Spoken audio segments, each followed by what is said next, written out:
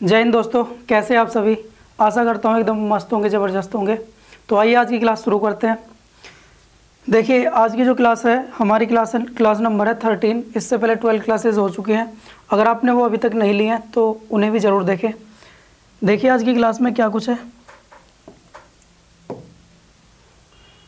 जैसा कि आप जानते हैं ये EVS की क्लास है और इसमें हम अभी NCERT का कंटेंट जो है कवर कर रहे हैं। इसके बाद हम पेडागोजी को लेंगे। अभी जो हमारी EVS की क्लासें हैं ये यानी कंटेंट वाली, ये लगभग समाप्ति की ओर है। इसके बाद हम शुरू करेंगे पेडागोजी। तो आइए आज की क्लास शुरू करते हैं। देखिए जो सबसे पहला टॉपिक है वो है एनीमिया के बारे में। अगर हम बात करें एनीमिया की तो ये एक रोग है जो शरीर में खून की कमी से होता है, ठीक है। और इसमें क्या होता है, हीमोग्लोबिन या आयरन की कमी के कारण ये रोग हो जाता है। तो हीमोग्लोबिन के अंदर आयरन की मात्रा पाई जाती है, जिसकी कमी के कारण देखो, अगर आयरन की कमी होगी तो हीमोग्लोबिन की कमी होगी। अगर हीमोग्लोबिन की कमी हो जाएगी तो ब्लड यानी खून की कमी हो जाती है। और ये जो हीमोग्लोबिन है ये RBC यानी रेड ब्लड सेल RBC में पाया जाता है। तो इसे कहते हैं हम एनीमिया। अगर हमें इस रोग से बचना है तो उसके लिए कुछ उपचार या रोकथाम की ज़रूरत पड़ती है। जैसे अगर हमें क्या है एनीमिया से बचना हो तो हमें ऐसी चीज़ों का सेवन करना चाहिए जिसमें लौह तत्व यानी आयरन की अधिकता हो, जैसे आंवला, पालक, गुड़ और चुकंदर। इनमें आयरन भरपूर मात्रा में होता है, तो इसलिए इनका सेवन करना चाहिए अगर हमें खून की कमी है या फिर संभावना हो। और इसके बाद है फोलिक एसिड। ये भी खून की कमी को पूरा करने में हेल्प करता है, यानी फोलिक एसिड युक्त जो खड़िया पदार्थ, सॉरी ये कुछ मिस्टेक हो गई। देखिए जो फोलिक एसिड युक्त जो पदार्थ हैं उनको खाना चाहिए। जैसे गहरे रंग की जो हरे पत्तेदार सब्जियां होती है उनमें फोलिक एसिड पाया जाता है, और साथ में मूंगफली और अंडा, इनमें ये सब पाया जाएगा। और इसी के कारण हमारा जो RBC में हीमोग्लोबिन है उसकी जो मात्रा है वो बढ़ जाती है। इसके बाद जो नेक्स्ट टॉपिक है वो है जलीय पौधे। जलीय पौधे मतलब जो जल में होते हैं या इन्हें एक्वेटिक प्लांट्स भी कहते हैं। तो इनके बारे में देखते हैं। जैसे जलीय जो पौधे हैं उनका तना लंबा, खोखला और हल्का होता है, जिस वजह से वो पानी की सतह पर तैर जाते हैं। और ऐसे तने के कारण ये जो पौधे हैं वो पानी में आसानी से तैर लेते हैं, ठीक है। जैसे कुछ एग्जांपल्स हैं कमल और जलकुंभी। ये दो ऐसे पौधे हैं जो जल में उगते हैं। देखिए इधर ये है कमल का पौधा और ये है जलकुंभी। आपने आसपास में अगर ध्यान दिया हो तो झोड़ या तालाब के अंदर ये वाले पौधे देखने को मिलते हैं, इन्हीं का नाम है जलकुंभी।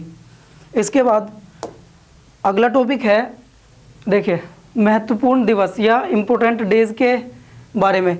और अक्सर देखा गया है ये कोई सा ना कोई सा इनमें से आता ही है CTET में। तो सबसे पहला जो दिवस है वो है विश्व जल दिवस। और विश्व जल दिवस 22 मार्च को मनाया जाता है।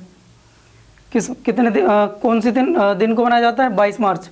और विश्व जल दिवस इसलिए मनाया जाता है जिससे कि हम जो है पानी, देखिए हमारी धरती पर सिर्फ 2.7% ही पीने योग्य पानी है। बाकी पानी बच रहा है वो है महासागरों में, यानी लवण के रूप में, मतलब लवणीय जल के रूप में। तो वो पीने योग्य नहीं है। तो उस जल को बचाने के लिए, यानी जो पीने योग्य पानी है उसको बचाने के लिए इस दिवस को मनाने की घोषणा की गई, जिससे ज़्यादा से ज़्यादा जागरूकता फैले। इसके बाद है पृथ्वी दिवस। ये मनाया जाता है 22 अप्रैल। और जैव विविधता दिवस 22 मई। देखिए ट्रिक है, लगातार है मार्च, अप्रैल, मई, और तीनों के तीनों डेट जो है 22 ही है। तो 22 मार्च हमारा कौन सा दिवस है? जल दिवस। और पृथ्वी दिवस कितना है? 22 अप्रैल। और जैव विविधता दिवस 22 मई। इसके बाद है विश्व पर्यावरण दिवस। आप अगर जानते हो, देखिए विश्व पर्यावरण दिवस है 5 जून। ये 5 जून को मनाया जाता है। अंतर्राष्ट्रीय बाघ दिवस या टाइगर दिवस 29 जुलाई को मनाया जाता है। ओजोन परत संरक्षण दिवस ये 16 सितंबर को मनाया जाता है। ओजोन परत जो कि हमें सूर्य से आने वाली पराबैंगनी किरणों से बचाती है, तो उसको नष्ट होने से बचाने के लिए इस दिवस की घोषणा की गई। विश्व प्राकृतिक दिवस जो कि 3 सितंबर को मनाया जाता है, 3 सितंबर। और इसी तरह से विश्व वन्य प्राणी दिवस ये 6 सितंबर को मनाया जाता है। तो ये कुछ इम्पोर्टेंट डेज थे जो हमें ईवीएस में देखने को मिल जाते हैं। इसके बाद है नेक्स्ट टॉपिक रूट या फिर जड़। अगर हम जड़ों की बात करें तो इनका क्या काम होता है, देखिए जो जड़ होती हैं वो मिट्टी से जल का अवशोषण करती है और ये जो है पौधों को सहारा भी देती है, यानी खड़े होने में उनको सहारा दे चाहिए, इसलिए वो इसका एक मुख्य कार्य है पौधे को सहारा देना और जल का अवशोषण करना। साथ में भोजन का संग्रहण या भंडारण करना इसका काम है, जैसे गाजर, मूली, शकरकंद और सलजम। और एक टैपियोका जो कि केरल में एक जड़ है, इसको खाया जाता है। ये सभी की सभी वैसे तो जड़ ही हैं, ठीक है। तो ये थी जड़ के बारे में बात है। अब कुछ जड़ों के प्रकार है, जैसे सबसे पहला है मूसला जड़, मूसला जड़ या फिर टैप रूट्स। इनके बारे में अगर बात करें तो ये पौधों का एक मुख्य जड़ है, यानी मेन जड़ कहते हैं इसको। और ये जो जड़ है इससे कई अन्य जड़ें निकलती हैं। और इसके बाद है ये ज़मीन में अधिक गहराई तक चली जाती है। जो टैप रूट या मूसला जड़ें हैं ज़मीन में गहराई तक जाती हैं। और इनका क्या है, देखिए जड़ें, ये जो जड़ें हैं यानी टैप रूट्स, ये किन पौधों या फिर पेड़ों में देखने को मिलेगी, ऐसे पौधे जिनका जो पत्तियां हैं अगर उनको देखें उनका सिरा विन्यास कैसा हो, जालिकावत। जालिकावत मतलब जो हमारे पास एक कोई मान के चले हमारे पास ये एक लीफ है यानी पत्ती है, किसी पौधे की पेड़ की हो सकती है। अगर हमारे पास ये पत्ती में इसकी जो सिराएं हैं ये जालिकावत हो, ऐसे मतलब इनमें जाली जाली सी दिखें अगर आप देखें तो इसे कहते हैं जालिकावत सिरा। तो उन जिनमें मतलब ऐसी पत्तियां जिनमें जालिकावत सिराएं मिलती हैं तो उनकी जो जड़ होगी ना वो कौन सी होगी, मूसला जड़ होगी। जैसे अगर आप ध्यान दें तो चना, मटर, मूली, गाजर और अंगूर, इन सभी की जड़ें मूसला जड़ें होती है।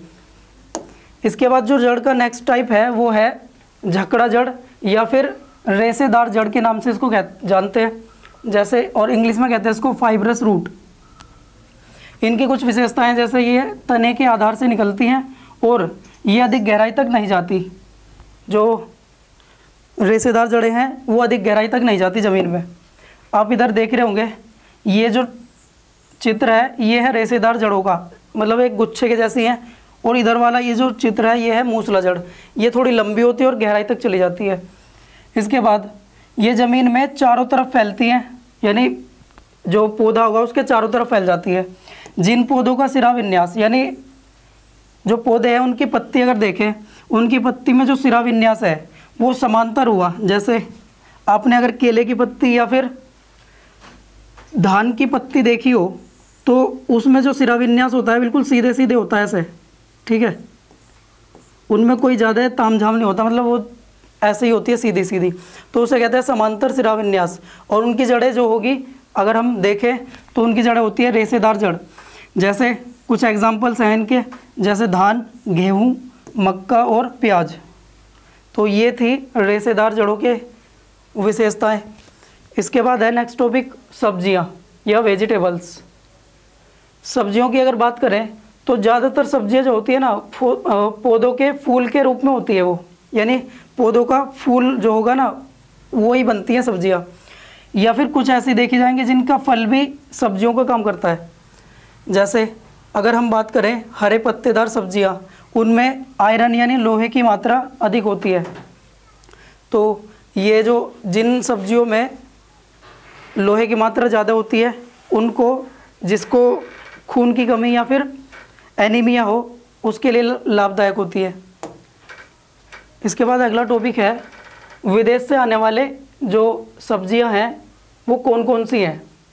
देखिए हरी मिर्च, आलू और टमाटर, अगर इनकी बात करें ये हमारे देश की नहीं है, ये बाहर से आई हुई सब्जियां हैं। अब तो हमारे यहाँ पे आराम से हो रही है, लेकिन ये जो उनका मूल रूप से अगर ये देखे जाए तो ये साउथ अमेरिका से आई है हमारे भारत में। इसी तरह से सोयाबीन की अगर बात करें तो ये चीन से आई है। कॉफ़ी बीन्स और भिंडी ये अफ्रीका से आई है। गोभी और मटर ये आई है यूरोप से, ठीक है। तो ये कुछ सब्जियां थी जो हमारी एनसीईआरटी में दी हुई है, और इनके बारे में आ ही जाता है कि ये जो सब्जियां हैं इनको कोई सी का नाम देगा कि ये मूल रूप से किस देश से या किस कॉन्टिनेंट से संबंधित है। इसके बाद अगला जो टॉपिक है वो है ऊंधियू के बारे में। अब देखिए, जैसे हमने कल एक डिश पढ़ी थी जो सांप से बनती है और वो थी हांगकांग की, ठीक है। उसी तरह से एक ये डिश है ऊंधियू, और ये गुजरात की डिश है। देखिए, सर्दियों में जब खेत में अगर हम जाएं, मतलब गुजरात में, वहाँ क्या होता है, जो ताज़ी सब्जियाँ होती है ना उनको मसाले में मिलाकर और एक घड़े में भर देते हैं। घड़ा या मटका कहते हैं। तो उसमें भर के उसे बंद करने के बाद कोयले के अंगारों पर मटके को उल्टा रखकर इस सब्जी को पकाया जाता है। और ये जो सब्जी है इसको कहते हैं ऊंधियू, और गुजराती जो भाषा है उसमें ऊंधियू का मतलब होता है उल्टा। जैसा कि अभी बता रहे थे कि घड़े में मटके में भरकर या घड़े में उल्टा रख देते हैं ना उसको, तो उसी का मतलब है ऊंधियू, और इसी का नाम रख दिया ऊंधियू, एक डिश हो गई। इसके बाद जो अगला टॉपिक है वो खाने की चीज़ों को जल्दी ख़राब होने से बचाने के लिए कुछ घरेलू उपाय हैं। वो हम आमतौर पर अपने घरों में अगर देखा हो तो इनका यूज़ करते हैं, तो उन्हीं के बारे में है यहाँ। देखिए, जैसे दूध को अगर हमें ख़राब होने से बचाना हो तो उसको उबालते हैं। इसी तरह से अगर हरा धनिया है उसको बचाना है, मतलब 2-3 दिन आराम से चल जाए जिससे, तो उसको गीले कपड़े में लपेट कर हम रख देते हैं जिससे वो जल्दी नहीं सूखता। इसी तरह से अगर पके हुए चावल हैं उनको ख़राब होने से बचाने के लिए क्या करते हैं, उनको एक कटोरे में रखकर पानी के बर्तन में रख देते हैं जिससे वो 1-2 दिन चल जाते हैं। इसी तरह से प्याज और लहसुन को अगर हमें बचाना हो ख़राब होने से तो नमी से बचाकर और खुले में रख देते हैं इनको, तो ये क्या होते हैं, लंबे समय तक हमारे पास सुरक्षित हो जाते हैं। तो ये था सब्जियों या फिर हमारी खाने की चीज़ों को बचाने से संबंधित घरेलू उपायों। और इसके बाद है जल। अब जो नेक्स्ट टॉपिक है जल यानी वाटर। अब देखिए, वाटर अगर हम बात करें, हमारे जो पृथ्वी का लगभग 70% हिस्सा जो है वो पानी से घिरा हुआ है। तो देखते हैं, जल जो कि एक नवीकरणीय प्राकृतिक संसाधन है या रिन्यूएबल नेचुरल रिसोर्स है। रिन्यूएबल नेचुरल रिसोर्स उस रिसोर्स को कहते हैं जो जल्दी से ख़त्म ना हो, ठीक है। जैसे अब इसके बारे में अगर बात करें जल के बारे में, तो ये तीनों अवस्थाओं में पाया जाता है, लिक्विड, सॉलिड और गैस, यानी द्रव, ठोस और गैस के रूप में। अगर हम बात करें पृथ्वी का लगभग 70% हिस्सा जो जल से ढका हुआ है, उसमें भी लगभग 2.7% हिस्सा जो है वो पीने योग्य पानी है। अब जो जल क्षेत्र है जहाँ पर मतलब जल पाया जाता है उसको कहते हैं जलमंडल या हाइड्रोस्फीयर। इसी तरह से अगर हम बात करें महासागरों का जल जो होगा वो सैलाइन होता है। सैलाइन मतलब उसमें नमक की मात्रा या फिर दूसरे लवण घुले होते हैं, यानी वो लवणीय होता है। अगर हम बात करें अलवणीय जल की, यानी फ्रेश वाटर जिसको हम पी सकते हैं, तो उसकी जो मात्रा है ना वो कुल 2.7% है, ठीक। इसके बाद अगर हम बात करें और फैक्ट्स हैं, जैसे जो फ्रेश वाटर है उसमें भी जो 70% हिस्सा है वो ग्लेशियर के रूप में पृथ्वी पर अवेलेबल है। अगर हम बात करें जल में जो ऑक्सीजन की कमी है उसकी वजह से जो मछलियाँ होती हैं जल में वो मर जाती हैं। अगर हम बात करें पानी को साफ़ करने के उपायों के बारे में, तो पानी को साफ़ करने के लिए पानी को उबाल लेते हैं जिससे वो उसमें उपस्थित विभिन्न तरह की जो अशुद्धियाँ होती हैं वो जब हम पानी को उबालते हैं तो कुछ तो बैठ जाती है और कुछ उड़ जाती हैं। अगर हम बात करें गंदे पानी की, देखो गंदे पानी से कुछ रोग होते हैं, जैसे अगर हम गंदा पानी पी लें तो हमें दस्त लग सकते हैं, या फिर हैजा एक बीमारी है जिसमें क्या होता है, ये गंदे पानी से फैलती है और इसमें व्यक्ति जो है वो उसके मानसिक संतुलन खराब हो जाता है। देखिए, पानी का सबसे ज़्यादा जो घनत्व होता है ना वो होता है 4 डिग्री सेल्सियस पर। इसी तरह से पानी एक सार्वभौमिक विलायक या यूनिवर्सल सॉल्वेंट के रूप में भी यूज़ होता है, यानी इसमें अधिकतर चीज़ें घुल जाती हैं। इसका मतलब ये है, अगर हम बात करें भारत में जो सबसे ज़्यादा वर्षा होती है वो होती है मासिनराम में, और ये मेघालय में पड़ता है। और जब रेन होती है, देखिए रेन को नापने का एक यंत्र है जिसका नाम है रेन गेज, ठीक। तो इसको कहते हैं वर्षा मापी यंत्र जिसका नाम है रेन गेज। तो ये थी पानी यानी वाटर से संबंधित कुछ फैक्ट्स जो हमारे एग्जाम्स के लिए इम्पोर्टेंट है। अब करते हैं नेक्स्ट टॉपिक की बात जिसका नाम है अम्ल वर्षा या एसिड रेन, ठीक है। अगर हम एसिड रेन की बात करें तो एसिड रेन बनती कैसे है, उसका प्रोसेस है जैसे सल्फर डाइऑक्साइड यानी SO2 गैस और साथ में नाइट्रोजन डाइऑक्साइड यानी ये भी एक गैस है। अगर ये दोनों के दोनों हमारे वायुमंडल में चली जाए तो ये नमी के संपर्क में आकर सल्फ्यूरिक एसिड और नाइट्रिक एसिड बनाती है, जो दोनों के दोनों बहुत ही पावरफुल एसिड है, ठीक है। अब वर्षा के साथ ये एसिड ज़मीन पर आ जाते हैं जिससे आँखों और त्वचा संबंधित रोग हो जाते हैं और ये वनस्पतियों के लिए भी नुकसानदायक है। और इन्हीं से संगमरमर की जो इमारतें हैं वो पीली भी पड़ रही हैं और इस पीलेपन को जो कहते हैं स्टोन कैंसर के नाम से जानते हैं, ठीक है। और ये जो नॉर्वे है, यूरोप का एक देश है नॉर्वे, इसमें एसिड रेन सबसे ज़्यादा देखने को मिलती है। इसके बाद अगला टॉपिक सामाजिक कीट यानी सोशल इंसेक्ट्स। सोशल इंसेक्ट का मतलब ऐसा है यानी ये समूह में रहते हैं और एक दूसरे की हेल्प करते हैं।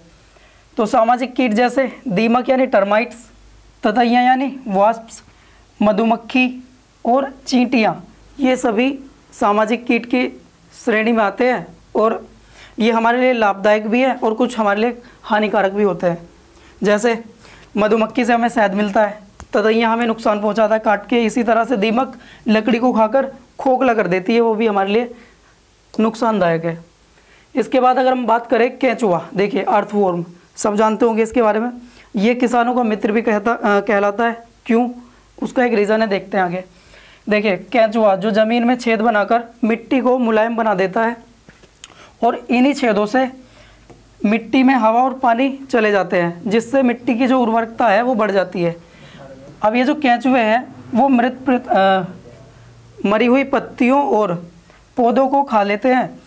इनके मल से ज़मीन उपजाऊ हो जाती है और इसी वजह से इनको किसानों का मित्र के नाम से जानते हैं।